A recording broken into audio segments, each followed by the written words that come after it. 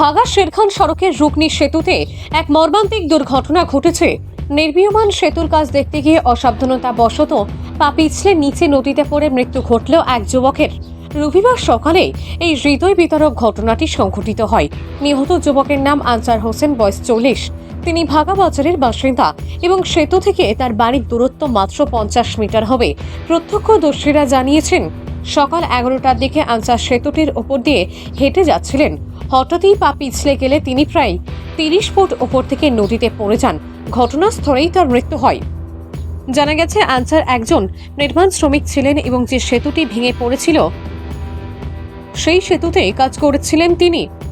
বর্তমানে তিনি বেঙ্গালুরুতে নির্মাণ শ্রমিকের কাজ করছেন।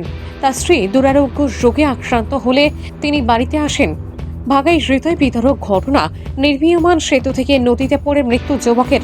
পুলিশ ঘটনাস্থলে পৌঁছেছে এবং মৃতদেহ উদ্ধারের কাজ চলছে। এই ঘটনায় এলাকায় শোকের ছায়া নেমে এসেছে।